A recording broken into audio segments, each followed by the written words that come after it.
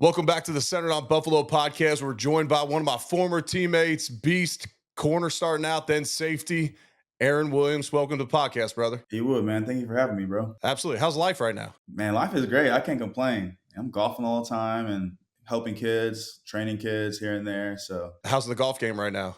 it's getting there. I'm not gonna lie. It's not up to your part yet because I heard about how your game is, but it's getting there. There's been some rumors though, like I've been getting peppered on some texts that you're coming for me, so I'll have to keep that game right. I want to make sure my game is tight before I come at you though, because I hear yours is pretty nice. So It's like a roller coaster ride though. It's like you shoot in the 70s one time, and then I'll be flirting with a 90 the next. So yeah, that's how yeah. golf goes. Hey, let's talk about your Longhorns to start. Number one in the country. And we'll get to like them as a team in here in a second. But I want to know, how do you get Archie Manning, maybe the best quarterback prospect, definitely the biggest name as far as quarterback prospects go in a long time. How do you get him to come and sit on the bench at Texas? Man, honestly, I was surprised that he came to Texas knowing that he might, back up Quinn for a little bit. But I think that's just the trust he has with Sarkisian, and the recruitment that we have going on here is pretty strong. The city of Austin's amazing, and the guys he have around him are awesome. Everyone keeps each other accountable, make sure everyone works hard. And I think that the family atmosphere that we always have kind of made him make that right decision of coming to Texas. Yeah, that makes sense. Okay, so 12-team playoff, likely, right now, the odds are that they're gonna obviously get into the playoffs. How you like them to win it all this year, though? I mean, it's too early. You know what I'm saying? We just got to number one. So I don't want to jinx or any of that. But right now, they're looking super strong. They're putting up big time performances, putting up crazy numbers right now. We still have a few tests. We got Georgia coming up pretty soon and a couple other SEC games, Tennessee. So right now, I mean, 12 team playoff game. I mean, of course, we're going to make playoffs, but wing it all, I like to take it 1 week at a time. Do you think Archie continues to get mixed in here, or do you think Brock will be the guy for the remainder of the year? In my opinion, I think Arch is going to be the starter up until we feel like Quinn's ready to come back. I don't think we want to rush Quinn to come back. Now that we know we have that ability to bring in Arch and do what he has to do, and we feel comfortable with him making those plays, Quinn still has a little bit more experience. I don't know why I called him Brock, by the way. Oh, you're good. You're good. It's Quinn It's Ewers, Quinn right? Ewers. Yeah, Quinn Yeah, Ewers. my bad. That's on me. No, you're good. You're fine. I think just because we don't want to rush Quinn back, that we're allowing Arch to go out there and give everything he can until Quinn is 100% to come back and pull for the team again. Let's take a moment to hear from one of our sponsors, and that's Dan-O's Seasoning. Let them take your tailgate to an all-pro level. College football season, NFL season is upon us, and they're all natural. No sugar seasonings will elevate anything you're putting on that grill at that tailgate. Go to danoseasoning.com, go to a retail store near you, and go pick you up some today. All right, so the Bills, they're rolling right now. And one of the biggest storylines was, you have all the departures in the secondary. Matt Milano gets hurt. Then Taron Johnson gets hurt. And then Terrell Bernard gets hurt. I know you didn't necessarily play under Sean McDermott, but you know defense as well as anybody. And you've played against Sean McDermott defenses. You've watched it for 8 years now. What makes this defense so that guys can step in and play at a high level right away? Honestly, man, I think the preparation they do each week in and week out, and they're not putting all their energy on just their starters.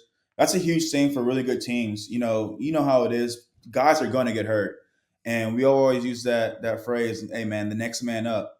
And we have always emphasized when you and I were playing that the guys that feel like they weren't going to get any reps, they weren't paying attention as much in practice. We got to remind them that, like, hey, man, this is the NFL. Like, guys get hurt week in, week out, and it's up to you to, when your name is called, to take advantage of that opportunity, because you'll never know when you get the opportunity up again.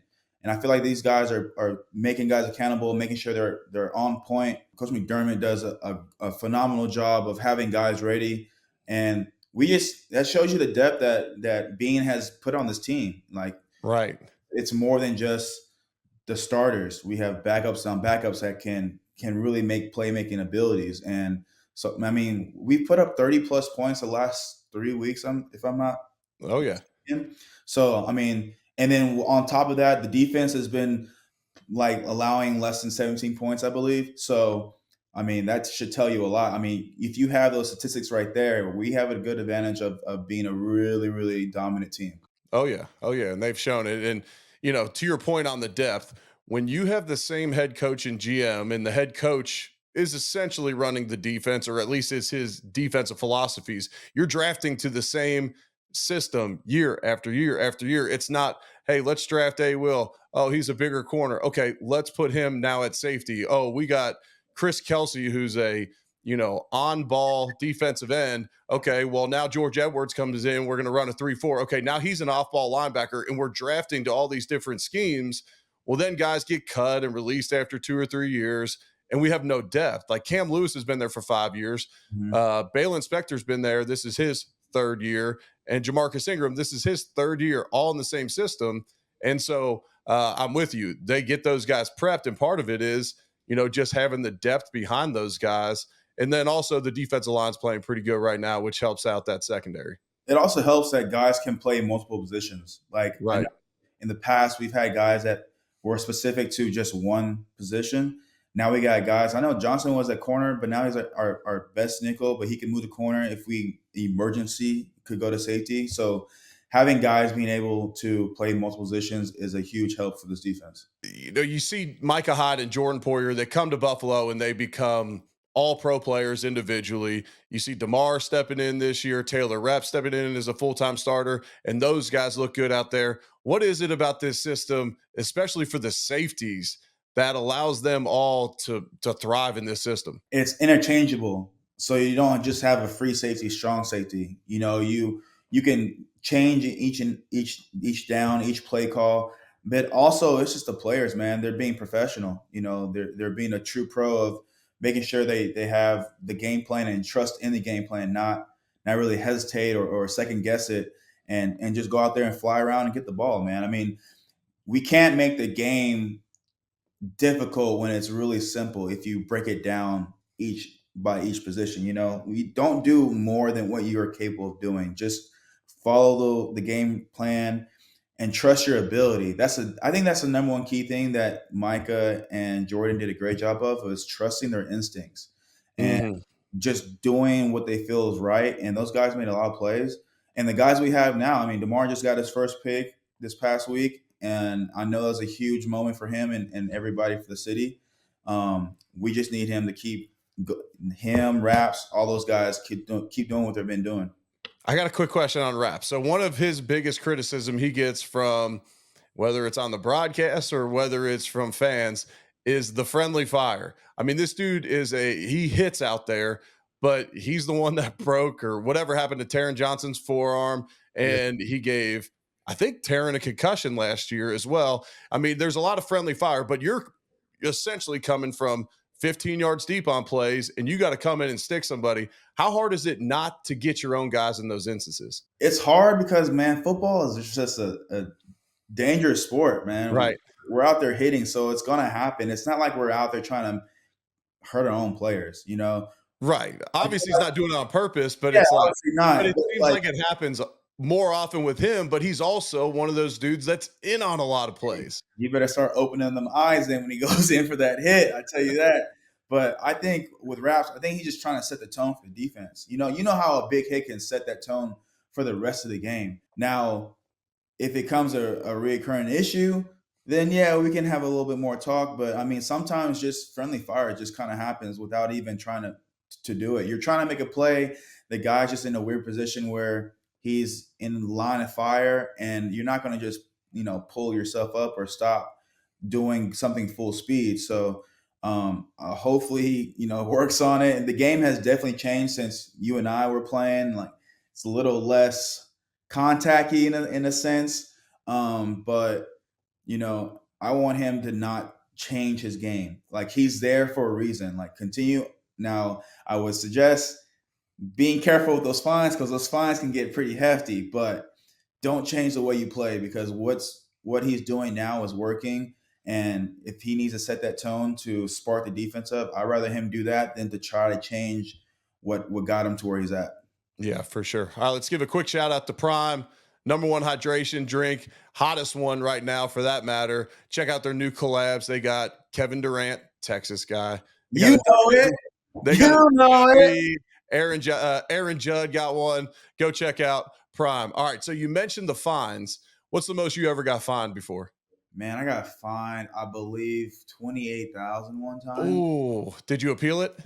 Of course, but still, they took another. It still took, I think, 12 to 15. Like it just halves it. I mean, it's really hard not to get fined because some things just happen on accident, and then other times it's just it be some BS call, man. I mean, Right. I'm gonna be honest. Like, it's out there playing football, and you make a contact, and it's like, well, your head hit head, and it's like I wasn't aiming for his head. It just happened to be there when I was going to aim for his body. He just changed his body motion, and I don't know. But I think 28 was the most only because I think it was a back to back offense. So like you make the first offense, it's a little fine, but Yep. the second offense is double of what you had the last time. So yeah, it was, or the fight against New England we've had in the pregame. It was one of those two fines that were pretty hefty. Yeah. Yeah. I got fined one time. And offensive linemen don't get fined a ton because we're not out in space. Like our helmet to helmet is in confined areas. So you gotta like do something after a play or whatever. I got fined on one play and they called me for a high low, but our whole O line was cutting on the play. But Chad Reinhardt, our guard, had backed up and didn't go down. So they called it luring. I'm like, what is luring? I've never even heard that before. Like they were saying he was backing up so the D lineman would rush and then I would cut him. Well, everyone's cutting and we're just throwing the football quick. So I appealed it. And I mean, I was hoping after the appeal because I had a good feeling they were going to take it away. Good friend of ours, Teddy Cottrell. He's like family with us now because of the Apollos. I Sure. got Teddy as my appeal, but I'm like, but I don't want you to take my 10 grand fine and give it to Chad. Like this either needs to get wiped out or it's on me, or else I will get crushed in the O line room if they just now send the FedEx over. And they took it away. They understood like that wasn't necessarily a dirty play. No one even got hurt. I don't even know if it was a penalty during the game. And so we got that one wiped out. But Wait. What was your heaviest fine? I think 10 grand. And I got fined It's twice. I know, but I got fined twice, what, man? I wish I had a 10 grand fine. Get out of here. but I got two 10 grand fines and they both got taken away. That was the one for luring. And then the other one was, I don't even know. I can't even remember. Maybe I think I cracked back on somebody on a reverse. Yeah. And I'm like, it wasn't even, I didn't hit him in the head. And that was when you're allowed to crack back on somebody. Like you were allowed to on special Um, teams at that time. Game has changed since we were playing, man. I'm telling you, a lot of stuff that are not acceptable today was very much acceptable while we were playing. It's just crazy, but it is the way it is. Yeah, that's a fact. All right. So Bills got the Ravens this week. Lamar Jackson, he is what he is, two-time MVP. What are you thinking defensively? What are they talking about during the week when you're going up against a quarterback like Lamar Jackson? We gotta stop. I'm not gonna lie, we gotta stop King Henry. I'm not gonna lie. If Mm, we don't stop that run game, it's gonna open up the pass game. And I have respect for all receivers in the league, but let's just be honest. Baltimore's receiving crew is not top dominance, top in the league. And I feel like our DBs can handle that. So if we don't stop the run game, it's going to be kind of a long day. I'm not going to lie. Now, obviously, we got to stop Lamar on his feet as well. But I rather have Lamar beat us with his arm than his feet, because right. you gotta choose one or the other. And no one's perfect in this game. It's either you have a good arm or you can scramble really good. And Lamar is a good passer, don't get me wrong, but he's lethal with his feet. So we have to stop that run game, and if we're able to contain him and stop King Henry, I think we should be fine. Yeah, and the Bills have done well against this Baltimore offense in the past, and been able to slow them down. But then you bring in King Henry, Derrick Henry, and you got a different animal. I'll admit, I was wrong to this point. Well, actually, let me say this. I didn't think he had a whole lot left in the tank. His last year in Tennessee did not look good. Now I understand he wanted a contract. They weren't giving it to him, but I thought he was getting close to being over the hump as a running back. Now I said, when you go to a different team and someone didn't pay you, you're on that like, hey, I'm going to prove to everybody that it was them, not me. And so now I figured he would put out a good showing, but I predicted that, when people were drafting him super early in fantasy, I'm like, I don't like that because he's kind of past that point. He's taken a lot of hits, but he looks pretty good through 3 weeks. And if you're a safety and you're coming downhill and you see that dude coming, you got to make a business decision. You better, you better. You're gonna be a highlight on ESPN that night. But I actually agree with you because man, they in Tennessee they gave him the ball a lot, and that puts a lot of wear and tear on your body. But at the same time, I'm not sure if anyone knows, but that man's off-season workout plan is ridiculous. So Mm-hmm. for him to continue doing what he's doing does not really surprise me. Um, the slight bit. Plus, I feel like he has a little bit more a better O line than he did at Tennessee. It gives him more space and more opportunities. But I just feel like our D line is doing a really good job of setting the line of scrimmage. Our backers doing what they have to do, and like I said, Demar and Raps better have business decisions if they have that open field tackle. Go down low. I know that people don't like to hear it, but I'm not getting tore up trying to go up high. So we do what you have to do to get him down. I don't care how you do it, just get him down. Yeah, you don't want to be that Josh Norman highlight, Yeah, Andrew. that was Andrew, find that Josh Norman highlight with the King Henry. he's a certified meme. Like no one wants to be a meme nowadays. Like that's forever. Oh yeah. Oh yeah. Yeah. No doubt about it. All right. Switching gears a little bit. The guys around the league, which they do all these like surveys of, hey, we polled NFL players. Let me tell you this, unless things have changed, they're not polling every guy in every locker room. Like when they said, oh, Josh Allen's the most overrated player in the league. Like when we were playing, they weren't sending out surveys in everyone's locker and everyone fills one out. It'd be like after practice, hey, can you fill this out real quick? Even for like the NFL top 100, you might fill out like 5 guys and you're probably putting like your own teammate as, I'd put like Ryan Fitzpatrick is one of the, top 5 players in the NFL. Love Fitz, but not top 5 player. But anyway, Josh was voted the number 1 trash talker in the NFL. When you were playing, who was the number 1 trash talker you went against on the field? Against the field or on our team? You could say both. Against, I'm gonna have to say Steve Smith was one of them. Oh yeah. Who else? Off the top, I can say Steve Smith for sure. Edelman and Amendola had a little mouth with them at the time. They were kind of funny though. Like they weren't like harsh comments. It was just like low key like jabs. Like, hey, I know you're up 10, but good luck. We're gonna beat you all again. So like stuff like that. Now on our team, LaShawn McCoy for sure. Yeah. LaShawn has some very funny one-liners and just had a lot of I don't know inside scoop on you because he would get under your skin. But LaShawn was really good at that. Boobie Dixon also was a funny one too on our team that trash talks a lot, but they trash talked each other constantly. Yeah, they did. And man, the locker room was I miss those times, man. We had a lot of fun and that it was just a great time. But yeah, I would have to say Steve Smith that I played against. No one else really comes to mind right now off the top of my head. So then him and probably LaShawn in our team. Yeah, Shady would get the other guys going on the other team, which sometimes you're like, hey, these guys, it's a Sunday at 1.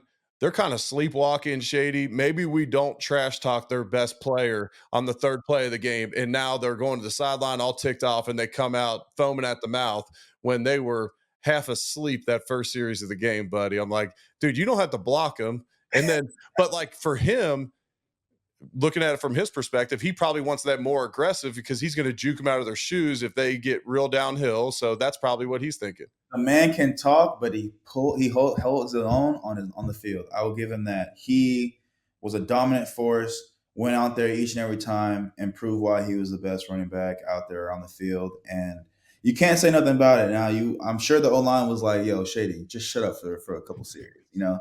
But for him, that was his game, and it worked, and it was very much a dominant performance by him. Oh, yeah. And now he's crushing it on TV, which I always said when he first got to Buffalo, which is later in his career. I was like, bro, when you're done playing, you're going to be a lawyer. Cause one, he's smart. He truly is. He picked up our playbook like nothing. He would read blitzes, like smart dude, but he loves to argue. And so now he's perfect on Fox because he just gets to argue and make points. And I can tell what he's doing at times. And like, if it's a newer guy on the set with him, I'm like, you don't get it. Shady's saying something right now to get you to argue against it. He knows like you want to have that other point, but he's already got in his brain what he wants to then get you with. Like he's going to, I'm like, he's painting you in the corner. Here it comes again. Two moves ahead, and I've seen it too. I've seen because you and I have been around him in the locker room, so we know how he kind of operates a little bit.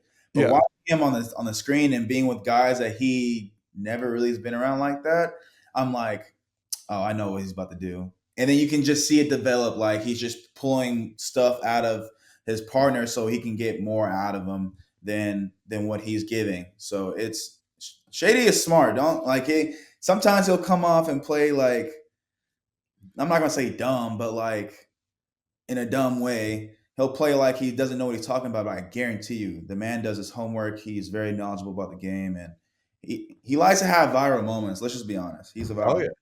So He one time he walks in the locker room one morning. I'm sitting there in the training room. He walks in. He's like, "E Wood, is Ronnie Brown a Hall of Famer?" And I said, "Shady, what side of this argument you want?" He goes, "Either. I'll take either. I can make an argument both ways." I'm like, I don't feel like arguing right now, bro. But I remember that to this day because I was like, you know both sides of this, so I'm mhm. gonna say something. You came in prepped for this argument. You're Like, just putting it on me. So I said no. yeah.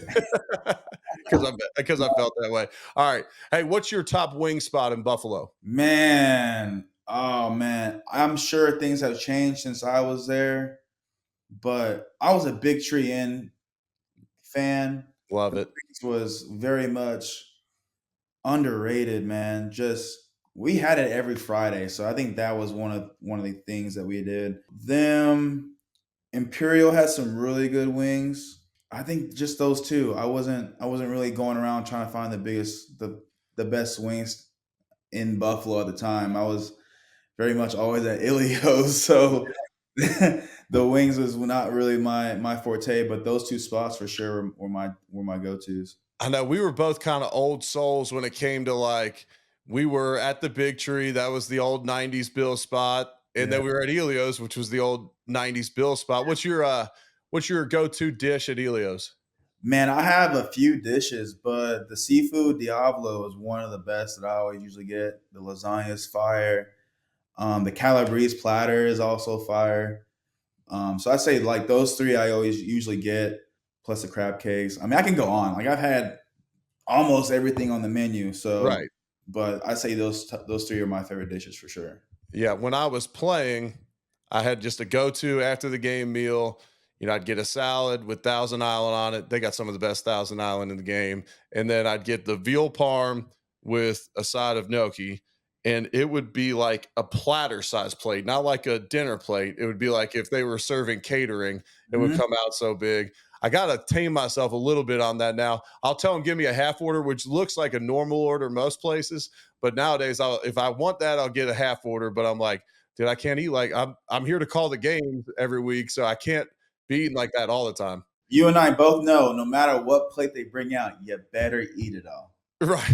Expect you to eat all the food. Whatever they bring out, you better have either eat it all there or take it home. But they're not going to take some big food a platter and then put it back. That's just not happening. That's not the way. No, not at all. And that's why that's home base and that's why they're family. Hey, brother, I can't thank you enough for coming on the podcast. We're going to do this again soon. We're going to Sure. do it live up in Buffalo. We'll send out details. Maybe we catch an audience for that one. But I appreciate you coming on. Can't wait to see you soon. Thank you, man. Shout out to Bills Mafia, and I appreciate you guys. Yes, sir.